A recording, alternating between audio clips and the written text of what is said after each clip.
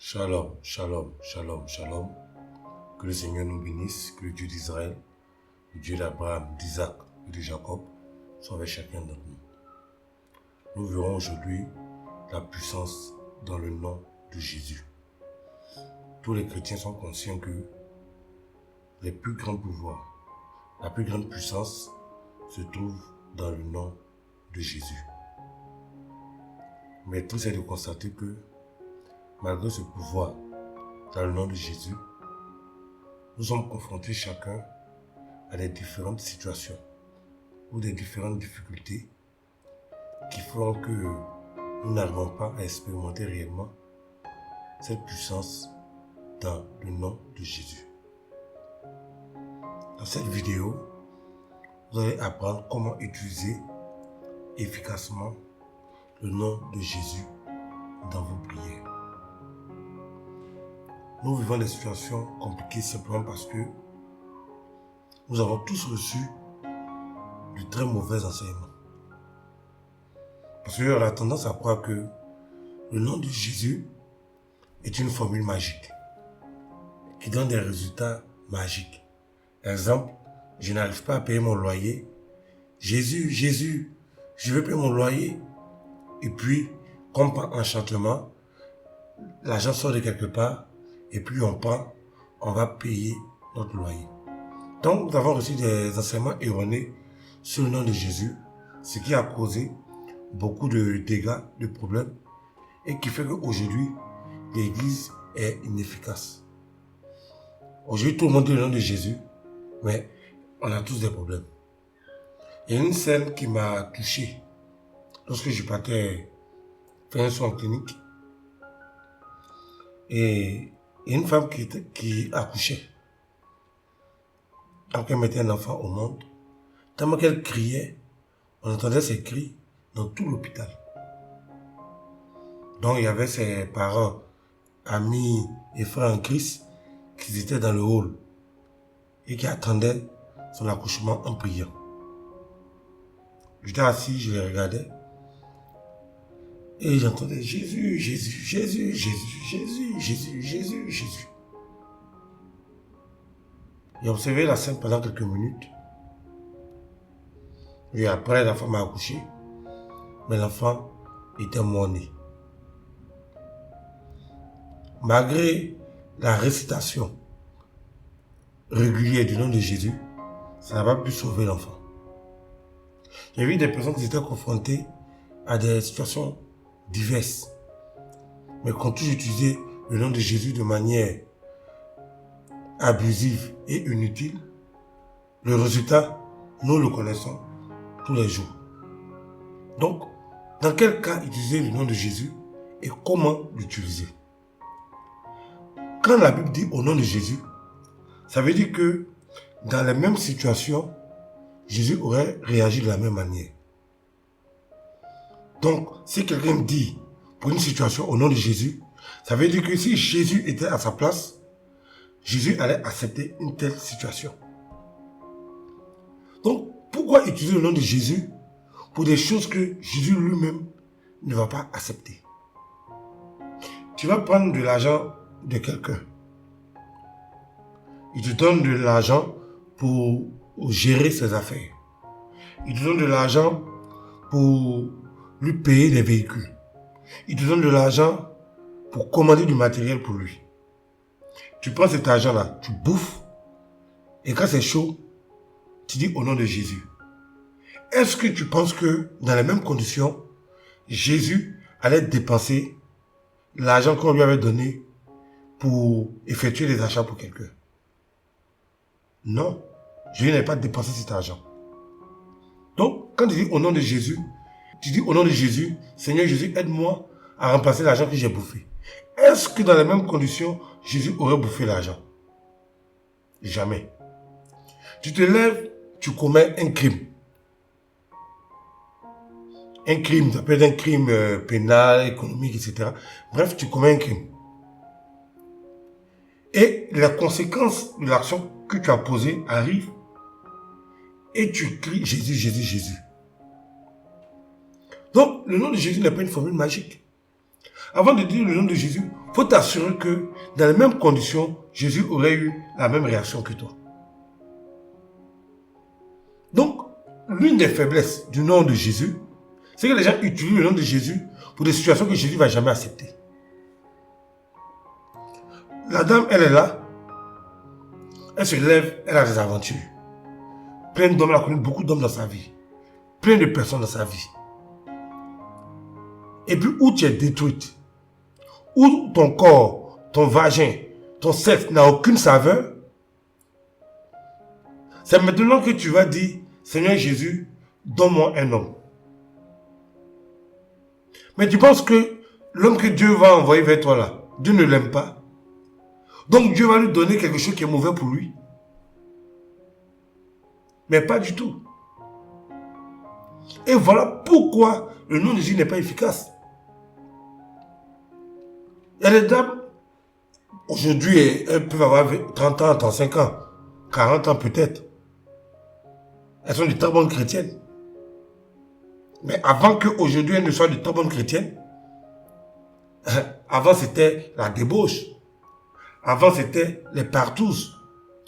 Quand tu finis de détruire tes organes génitaux, tu mets la malédiction de tes organes génitaux.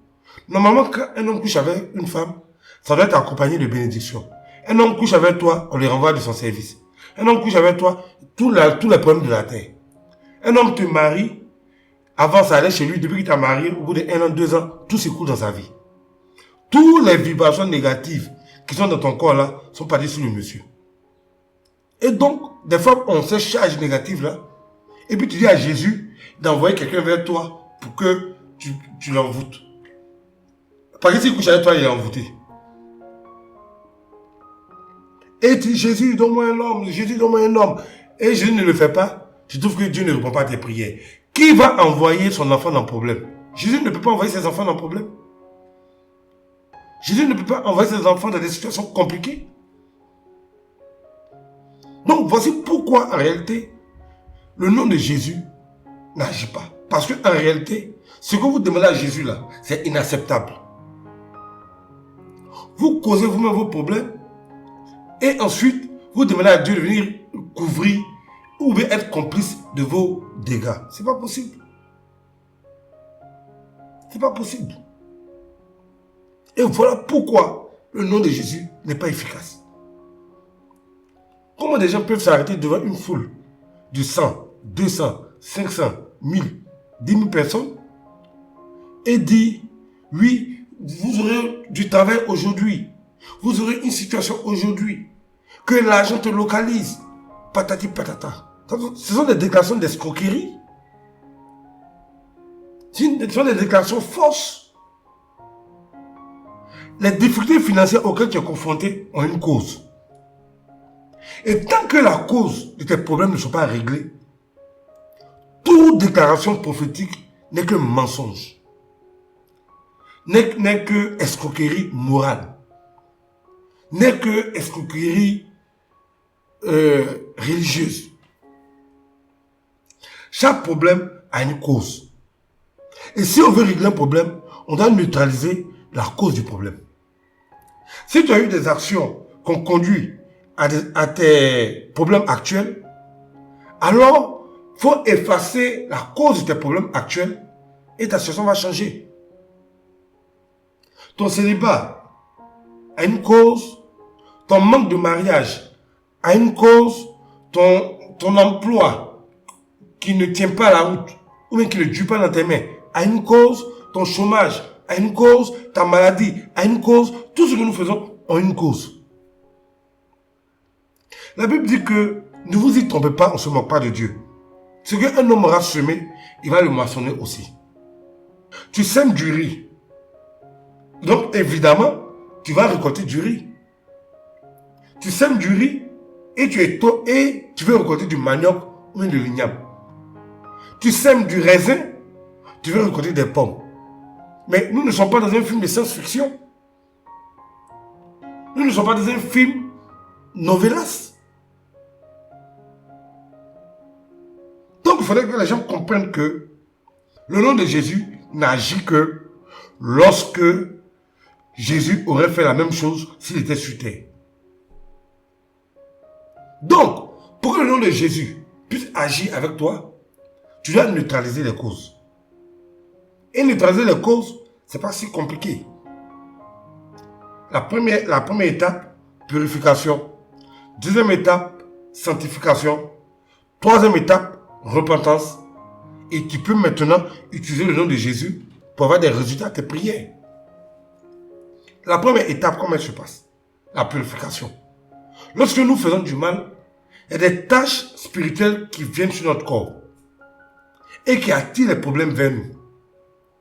Donc, la première étape, la purification, consiste à enlever ces tâches spirituelles qui sont le résultat de nos fautes, de nos erreurs et de nos péchés.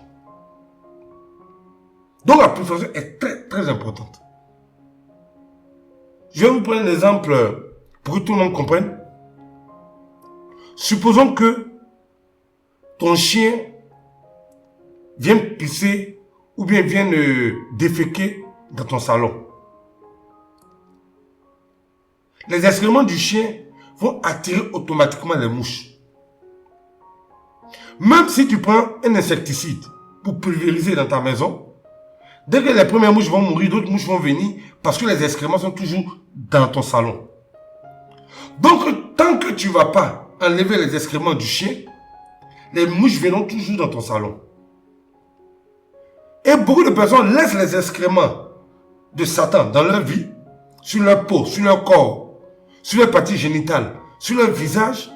Tant que ce qui attire le diable est toujours en toi, là, les esprits reviendront et les situations reviendront toujours. Donc voilà pourquoi il est nécessaire d'enlever ce qui attire le diable en toi, mais sur ta vie. Donc tous nos péchés, tout ce que nous avons fait, laisse des marques spirituelles comme des excréments sur notre corps. Physiquement, on ne le voit pas, mais spirituellement, tous les esprits voient. Et donc les esprits d'échec, de blocage, de mort précoce, de mort prématurée, tous ces esprits-là viennent et viennent. Voyez-vous. Donc voici ce que je peux vous dire concernant la purification. Sur ma chaîne Secret de Jérusalem, j'ai donné beaucoup de méthodes de purification. Il y a des méthodes que tu peux utiliser. Pour ceux qui veulent des résultats plus rapides, ils prennent simplement des huiles de purification, telles que Puritatène, telles que Bain Nettoyant. Pour ceux qui n'ont pas les moyens, ils peuvent utiliser les méthodes que j'ai données sur la chaîne. Donc, voilà un peu pourquoi nos problèmes ne finissent pas. Pourquoi toujours c'est toi que le chômage suit? Pourquoi toujours c'est toi qui pleures chaque nuit dans ton lit? Pourquoi tu réfléchis chaque fois comment tu vas faire pour rembourser tes dettes? C'est parce que les causes des problèmes sont encore là. La deuxième étape, c'est la sanctification. Être sanctifié veut dire être à l'écart. Il faut que tu mettes ton âme à l'écart des forces du mal. Ça aussi, c'est un principe qui est divin. Les mauvaises méthodes engendrent de mauvais résultats. Le nom de Jésus est extrêmement puissant. C'est le nom qui est le plus puissant de la planète. Le plus puissant du monde. Le nom au-dessus de tout nom, c'est le nom de Jésus. Aujourd'hui, le nom de Jésus est devenu aussi vulgaire, comme si on parlait d'un match de football ou bien d'un concours de danse. Parce que ça n'agit pas. Et ça n'agit pas parce que les gens ont de mauvaises méthodes de prière et de mauvais comportements dans leur vie. Si quelqu'un suit ces étapes que je viens de donner, tu te purifies, tu te sanctifies, et puis ensuite, tu utilises des prières et des huiles d'ouverture de voix, de lumière, pour faire briller ton étoile, pour te faire aimer où tu passes, alors tu vois que ta vie changera. Afin de Dieu, il n'y a pas raccourci. Afin de Dieu, il n'y a pas tricherie. Que le Seigneur nous bénisse, que le Dieu d'Israël, le Dieu d'Abraham, d'Isaac et de Jacob, ce Dieu au-dessus de tout Dieu, vous bénisse. Et qu'il rende le nom de Jésus puissant dans vos vies. Shalom, shalom.